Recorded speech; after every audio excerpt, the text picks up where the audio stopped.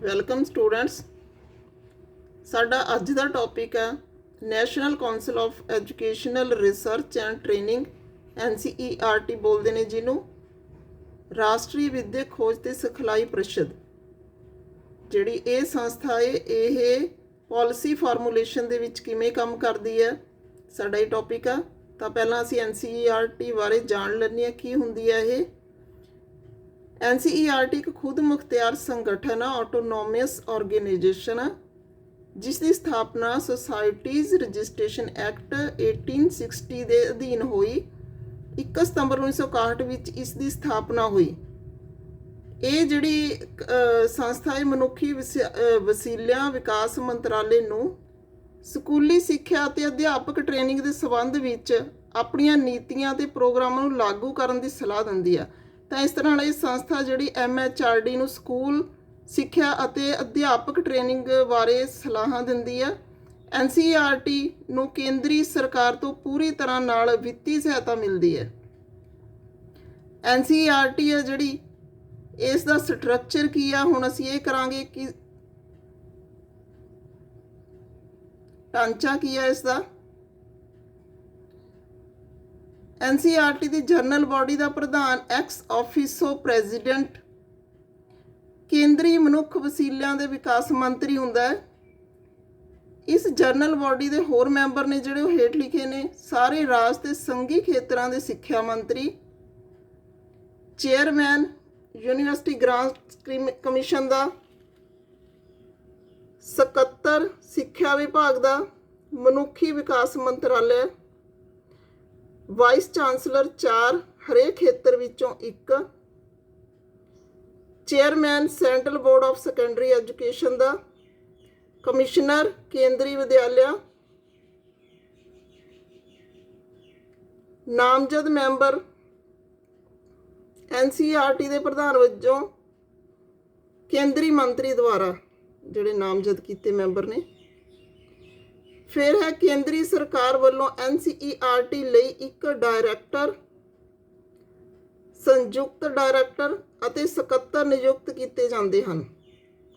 NCERT ਦੀ ਕਾਰਗੁਜ਼ਾਰੀ committee ਸੰਪੂਰਨ ਕੰਮ ਦਾ ਸੰਚਾਲਨ ਕਰਦੀ ਹੈ। ਖੇਤਰੀ ਮੰਤਰੀ ਇਸ ਦਾ ਮੁਖੀ ਤੇ ਕੇਂਦਰੀ ਰਾਜ ਮੰਤਰੀ ਉਪ ਪ੍ਰਧਾਨ ਹੁੰਦਾ ਹੈ। ਵੱਖ-ਵੱਖ ਕਾਰਜਾਂ ਦੀ ਦੇਖਭਾਲ ਲਈ ਸਥਾਈ ਕਮੇਟੀਆਂ ਦਾ ਨਿਰਮਾਣ ਕੀਤਾ ਜਾਂਦਾ ਹੈ, ਜਿਹੜੇ ਵੱਖ-ਵੱਖ ਕੰਮਾਂ ਵਿੱਚ ਕਾਰਗੁਜ਼ਾਰੀ ਔਰ ਕਾਰਜਕਾਰੀ ਕਮੇਟੀ ਦੀ ਸਹਾਇਤਾ ਕਰਦੇ ਹਨ। NCERT ਦੀਆਂ 5 ਮੁੱਖ ਸੰਸਥਾਵਾਂ ਨੇ। ਰਾਸ਼ਟਰੀ ਸਿੱਖਿਆ ਸੰਸਥਾਨ ਨੈਸ਼ਨਲ ਇੰਸਟੀਚਿਊਟ ਆਫ ਐਜੂਕੇਸ਼ਨ ਨਵੀਂ ਦਿੱਲੀ, ਖੇਤਰੀ ਸਿੱਖਿਆ ਸੰਸਥਾਨ regional institute of education Ajmer, Bhopal, Bhubaneswar, Mysore ਤੇ ਸ਼ਿਲੋਂਗ, ਕੇਂਦਰੀ ਵਿਦਿਆ ਤਕਨਾਲੋਜੀ ਸੰਸਥਾਨ ਨਵੀਂ Delhi, central institute of education and technology new Delhi, ਕੇਂਦਰੀ ਵਿਵਸਾਇਕ ਸਿੱਖਿਆ ਸੰਸਥਾਨ central institute of vocational education Bhopal. ਫਿਰ ਹੈ 17 ਫੀਲਡ ਦਫ਼ਤਰ ਵੱਖ-ਵੱਖ ਰਾਜਾਂ ਵਿੱਚ ਸਥਾਪਿਤ ਨੇ ਜਿਹੜੇ। ਅੱਗੇ ਅਸੀਂ NCERT ਦੇ ਕੰਮ ਦੇਖਦੇ ਹਾਂ, ਕੀ ਕੰਮ ਕਰਦੀ ਹੈ NCERT। ਸਕੂਲ ਸਿੱਖਿਆ ਦੇ ਖੋਜ ਪ੍ਰੋਗਰਾਮ ਨੂੰ ਉਤਸ਼ਾਹਿਤ ਕਰਦੀ ਹੈ ਤੇ ਖੋਜ ਵਿਕਾਸ ਦੇ ਪ੍ਰੋਜੈਕਟਾਂ ਵਿੱਚ ਵਿੱਤੀ ਸਹਾਇਤਾ ਪ੍ਰਦਾਨ ਕਰਦੀ ਹੈ। ਪ੍ਰੀ ਸੇਵਾ ਤੇ ਸੇਵਾਕਾਲੀਨ ਅਧਿਆਪਕ ਸਿੱਖਿਆ ਪ੍ਰੋਗਰਾਮਾਂ ਦਾ ਸੰਗਠਨ ਕਰਦੀ ਹੈ ਤਾਂ ਕਿ ਬਦਲਦੀਆਂ ਹਾਲਾਤਾਂ ਅਨੁਸਾਰ ਸਿੱਖਿਆ ਦਾ ਵਿਕਾਸ ਕੀਤਾ ਜਾ ਸਕੇ। ਅੱਗੇ ਕੀ ਕੰਮ ਆ ਜੀ NCERT ਦਾ। ਵਿਦਿਅਕ ਸੰਸਥਾਵਾਂ ਵਿੱਚ ਵਿਸਥਾਰ ਸੇਵਾ ਦਾ ਸੰਗਠਨ ਕਰਨਾ। ਇਸ ਤੋਂ ਇਲਾਵਾ ਇੱਛਕ ਸੰਗਠਨਾਂ ਤੇ ਹੋਰ ਏਜੰਸੀਆਂ ਨੂੰ ਵਿਦਿਅਕ ਗਤੀਵਿਧੀਆਂ ਨਾਲ ਜੋੜ ਅਧਿਆਪਨ ਸਿਖਲਾਈ ਤੇ ਖੋਜ ਪ੍ਰੋਗਰਾਮਾਂ ਵਿੱਚ ਨਵੀਂ ਤਕਨੀਕ ਦਾ ਵਿਕਾਸ ਕਰਕੇ ਉਸ ਦਾ ਪ੍ਰਯੋਗ ਕਰਨਾ। ਰਾਜ ਤੇ ਰਾਜ ਪੱਧਰ ਦੀਆਂ ਸੰਸਥਾਵਾਂ ਅਤੇ ਸੰਗਠਨਾਂ ਨਾਲ ਤਾਲਮੇਲ ਸਥਾਪਿਤ ਕਰਨਾ ਅਤੇ ਸਿੱਖਿਆ ਸੁਧਾਰ ਨਾਲ ਸੰਬੰਧਿਤ ਨੀਤੀਆਂ ਅਤੇ ਪ੍ਰੋਗਰਾਮਾਂ ਨੂੰ ਲਾਗੂ ਕਰਨਾ। ਫਿਰ ਹੈਗਾ ਅੰਤਰਰਾਸ਼ਟਰੀ ਪੱਧਰ ਦੀਆਂ ਸੰਸਥਾਵਾਂ ਜਿਵੇਂ UNESCO, UNICEF ਆਦਿ ਨਾਲ ਸਹਿਯੋਗ ਸਥਾਪਿਤ ਕਰਨਾ। ਵੱਖ-ਵੱਖ ਪ੍ਰਦੇਸ਼ਾਂ ਦੇ ਵਿਦਵਾਨਾਂ ਅਤੇ ਵਿੱਦਿਆ ਨਾਲ ਜੁੜੇ ਹੋਏ ਲੋਕਾਂ ਨੂੰ ਟ੍ਰੇਨਿੰਗ ਤੇ ਖੋਜ ਦੀਆਂ ਸਹੂਲਤਾਂ ਪ੍ਰਦਾਨ ਕਰਨਾ। ਫਿਰ ਹੈਗਾ ਜੀ ਵਿਦਿਅਕ ਸੂਚਨਾਵਾਂ ਨੂੰ ਇਕੱਠਾ ਕਰਕੇ ਵੱਖ-ਵੱਖ ਵਿਦਿਅਕ ਅਦਾਰਿਆਂ ਤੱਕ ਪੁੱਜਦਾ ਕਰਨਾ।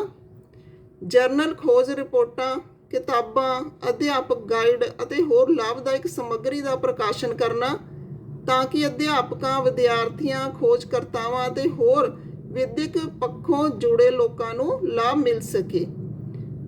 ਅੱਗੇ ਹੈਗਾ ਰਾਸ਼ਟਰੀ ਪ੍ਰਤਿਭਾ ਖੋਜ scheme, national talent search scheme ਦਾ ਸੰਗਠਨ ਕਰਕੇ ਪ੍ਰਤਿਭਾਸ਼ਾਲੀ ਬੱਚਿਆਂ ਦੀ ਪਹਿਚਾਣ ਕਰਨਾ।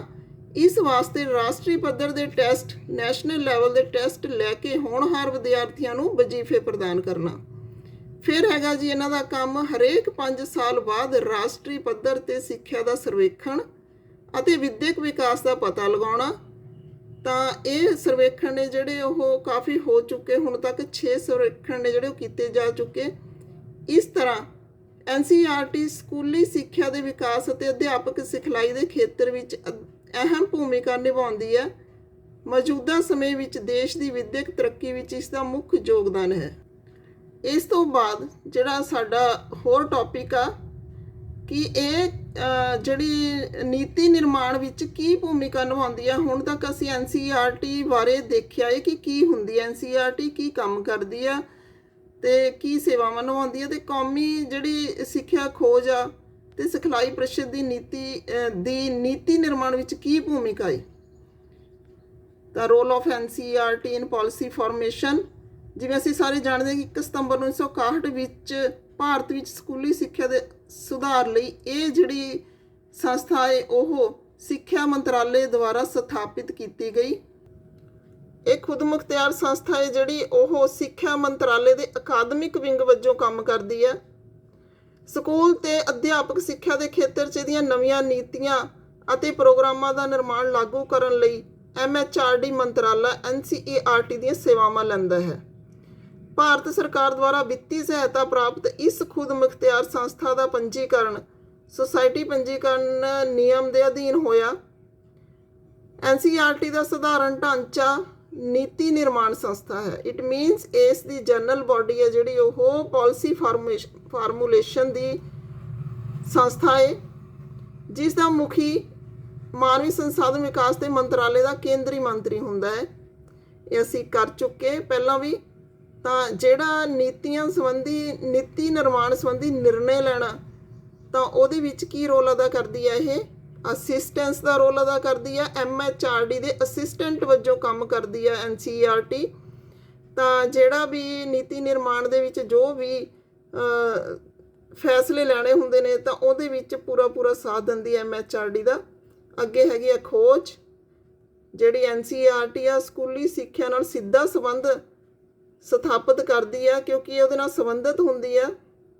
ਇਸ ਤਰ੍ਹਾਂ ਸਕੂਲੀ ਸਿੱਖਿਆ ਨੂੰ ਸੁਧਾਰਨ ਲਈ ਵਿੱਤੀ ਸਹਾਇਤਾ, ਤਾਲਮੇਲ, ਉੱਨਤੀ ਅਤੇ ਸਿੱਖਿਆ ਦੇ ਹਰੇਕ ਖੇਤਰ ਵਿੱਚ ਖੋਜ ਕਰਦੀ ਆ ਅਤੇ ਇਸ ਖੋਜ ਦੇ ਬੇਸ 'ਤੇ ਹੀ ਜਿਹੜੀ ਇਹ MHRD ਨੂੰ ਸਲਾਹ ਦਿੰਦੀ ਆ ਕਿ ਕਿਸ ਤਰ੍ਹਾਂ ਦੀ ਨੀਤੀ ਹੈ ਜਿਹੜੀ ਉਹ ਲਾਗੂ ਕੀਤੀ ਜਾਣੀ ਚਾਹੀਦੀ ਹੈ ਸਿੱਖਿਆ ਦੇ ਵਿੱਚ। ਉਸ ਤੋਂ ਬਾਅਦ ਹੈਗਾ ਸੁਜੈਸ਼ਨਸ। NCERT ਸਮੇਂ-ਸਮੇਂ 'ਤੇ ਸਿੱਖਿਆ ਦੇ ਖੇਤਰ ਵਿੱਚ ਨੀਤੀ ਨਿਰਮਾਣ ਸੰਬੰਧੀ ਕੀਮਤੀ ਸੁਝਾਅ ਮੁਹੱਈਆ ਕਰਾਉਂਦੀ ਰਹਿੰਦੀ ਆ। ਇਹ ਹੇਠ ਲਿਖੇ ਢੰਗਾਂ ਦੁਆਰਾ ਆਪਣੇ ਸੁਝਾਅ ਮੁਹੱਈਆ ਕਰਾਉਂਦੀ ਆ। ਨੰਬਰ 1 'ਤੇ ਹੈਗਾ ਸਕੂਲੀ ਸਿੱਖਿਆ ਦੇ ਸੁਧਾਰ ਲਈ ਸਿੱਖਿਆ ਮੰਤਰਾਲੇ ਵੱਲੋਂ ਨਿਯਤ ਕੀਤੇ ਕੰਮਾਂ ਨੂੰ ਪੂਰਾ ਕਰਨ ਦਾ ਬੀੜਾ ਉਠਾਉਂਦੀ ਆ।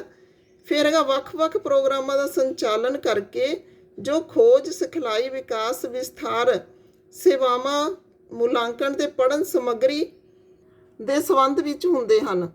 ਅੱਗੇ ਹੈਗਾ ਇਹਦਾ ਪੁਆਇੰਟ, ਇਹਦਾ ਰੋਲ ਹੈਗਾ ਅਧਿਆਪਨ, ਸਿਖਲਾਈ ਤੇ ਖੋਜ ਪ੍ਰੋਗਰਾਮ ਵਿੱਚ ਨਵੀਂ ਤਕਨੀਕ ਦਾ ਵਿਕਾਸ ਕਰਕੇ ਉਸ ਦਾ ਪ੍ਰਯੋਗ ਕਰਦੀ ਆ।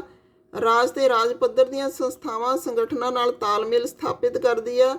ਸਿੱਖਿਆ ਸੁਧਾਰਨ ਸੰਬੰਧੀ ਨੀਤੀਆਂ ਤੇ ਪ੍ਰੋਗਰਾਮਾਂ ਨੂੰ ਲਾਗੂ ਕਰਦੀ ਹੈ। ਅੱਗੇ ਫਿਰ ਇਹਦੇ ਕੰਮ ਨੇ ਅੰਤਰਰਾਸ਼ਟਰੀ ਪੱਧਰ ਦੀਆਂ ਸੰਸਥਾਵਾਂ, ਯੂਨੀਸੈਫ, UNESCO ਆਦਿ ਨਾਲ ਸਹਿਯੋਗ ਸਥਾਪਿਤ ਕਰਕੇ ਨੀਤੀ ਫਾਰਮੂਲੇਸ਼ਨ ਦੇ ਵਿੱਚ ਅੱਗੇ ਕੀ ਸੁਧਾਰ ਆਉਣਾ ਚਾਹੀਦਾ ਹੈ ਤਾਂ ਇੰਟਰਨੈਸ਼ਨਲ ਲੈਵਲ ਦੇ ਉੱਤੇ ਇਹ ਜਿਹੜੀ ਆ ਇਹ ਸਲਾਹਾਂ ਦਿੰਦੀ ਆ। ਫਿਰ ਹੈਗਾ ਵੱਖ-ਵੱਖ ਪ੍ਰਦੇਸ਼ਾਂ ਦੇ ਵਿਦਵਾਨਾਂ, ਵਿੱਦਿਆ ਨਾਲ ਜੁੜੇ ਲੋਕਾਂ ਨੂੰ ਟ੍ਰੇਨਿੰਗ ਦੇਣਾ, ਖੋਜ ਸਹੂਲਤਾਂ ਪ੍ਰਦਾਨ ਕਰਨਾ, ਇਹ ਵੀ ਕੰਮ ਕਰਦੀ ਆ। ਵਿੱਦਿਅਕ ਸੂਚਨਾ ਨੂੰ ਇਕੱਠਾ ਕਰਕੇ ਵੱਖ-ਵੱਖ ਅਦਾਰਿਆਂ ਤੱਕ ਪਹੁੰਚਾਉਂਦੀ ਆ। ਜਰਨਲ ਖੋਜ ਰਿਪੋਰਟਾਂ, ਅਧਿਆਪਕ ਗਾਈਡ ਤੇ ਹੋਰ ਲਾਭਦਾਇਕ ਸਮੱਗਰੀ ਦਾ ਪ੍ਰਕਾਸ਼ਨ ਕਰਦੀ ਆ। ਰਾਸ਼ਟਰੀ ਪ੍ਰਤਿਭਾ ਖੋਜ ਜਿਹੜੀ ਸਕੀਮ ਆ ਉਹ ਚਲਾਉਂਦੀ ਆ। ਤਾਂ ਜਿਹੜੀ ਸਰਵੇਖਣ ਆ ਉਹ ਕਰਦੀ ਆ। ਅੱਗੇ ਹੈਗਾ ਕੌਮੀ ਖਰੜਾ, ਕੌਮੀ ਪਾਠਕ੍ਰਮ ਖਰੜਾ। ਜਿਹੜੀ NCERT ਆ, ਲਗਭਗ ਹਰ 5 ਸਾਲ ਬਾਅਦ NCERT ਆ ਜਿਹੜੀ ਉਹ ਕੌਮੀ ਸਿੱਖਿਆ ਨੀਤੀ ਦੀ ਅਗਵਾਈ ਹੇਠ ਵਿਸ਼ਵ ਪੱਧਰੀ ਖੋਜਾਂ ਨੂੰ ਇਕੱਤਰਿਤ ਕਰਕੇ ਕੌਮੀ ਪਾਠਕ੍ਰਮ ਖਰੜੇ ਦਾ ਨਿਰਮਾਣ ਕਰਦੀ ਆ। ਤਾਂ ਇਸ ਦੇ ਜਿਹੜੇ ਪਾਠਕ੍ਰਮ ਦੇ ਮਾਹਿਰ ਗਰੁੱਪ ਨੇ ਉਹਨਾਂ ਦੀ ਸਹਾਇਤਾ ਦੇ ਨਾਲ ਜਿਹੜੇ ਦਿਸ਼ਾ ਨਿਰਦੇਸ਼ ਦਿੱਤੇ ਜਾਂਦੇ ਨੇ। NCF ਦਾ ਦਸਤਾਵੇਜ਼ MHRD ਨੂੰ ਭਾਰਤ ਦੀ ਸਕੂਲ ਸਿੱਖਿਆ ਪ੍ਰਣਾਲੀ ਲਈ ਸਿੱਖਿਆ ਨੀਤੀ ਤਿਆਰ ਕਰਨ ਵਿੱਚ ਮਦਦ ਕਰਦਾ ਹੈ। ਇਸ ਕਾਰਜ ਨੂੰ ਪੂਰਾ ਕਰਨ ਲਈ NCERT ਨੇ ਦਿੱਲੀ ਵਿਖੇ ਕੌਮੀ ਸਿੱਖਿਆ ਸੰਸਥਾ ਅਤੇ ਅਜਮੇਰ, ਭੋਪਾਲ, ਭੁਵਨੇਸ਼ਵਰ, ਮੈਸੂਰ ਆਦਿ 4 ਰੀਜਨਲ ਸਿੱਖਿਆ ਕਾਲਜ ਸਥਾਪਿਤ ਕੀਤੇ ਹਨ। ਇਹ ਰਾਸ਼ਟਰੀ ਅਤੇ ਅੰਤਰਰਾਸ਼ਟਰੀ ਪੱਧਰ ਦੀਆਂ ਸਮਾਨ ਸੰਸਥਾਵਾਂ ਨਾਲ ਰਾਬਤਾ ਕਾਇਮ ਕਰਦੇ ਹਨ। ਇਸ ਤਰ੍ਹਾਂ ਨਾਲ ਜਿਹੜੀ ਇਹ NCERT ਆ ਉਹ ਪਾਲਿਸੀ ਫਾਰਮੂਲੇਸ਼ਨ ਦੇ ਵਿੱਚ ਭੂਮਿਕਾ ਨਿਭਾਉਂਦੀ ਆ ਅਤੇ ਢੁਕਵੀਂ ਅਤੇ ਆਧੁਨਿਕ ਸਿੱਖਿਆ ਨੀਤੀ ਤਿਆਰ ਕਰਨ ਦੇ ਵਿੱਚ ਜਿਹੜਾ ਮੰਤਰਾਲਾ ਹੈ ਉਹਦੀ ਹੈਲਪ ਕਰਦੀ ਆ। ਤਾਂ ਅੱਜ ਦੀ ਵੀਡੀਓ 'ਚ ਇੰਨਾ ਹੀ ਕਾਫੀ। ਅੱਗੇ ਮਿਲਾਂਗੇ ਅਗਲੀ ਵੀਡੀਓ ਦੇ ਵਿੱਚ ਨੈਕਸਟ ਟੌਪਿਕ ਨਾਲ। Okay, thanks.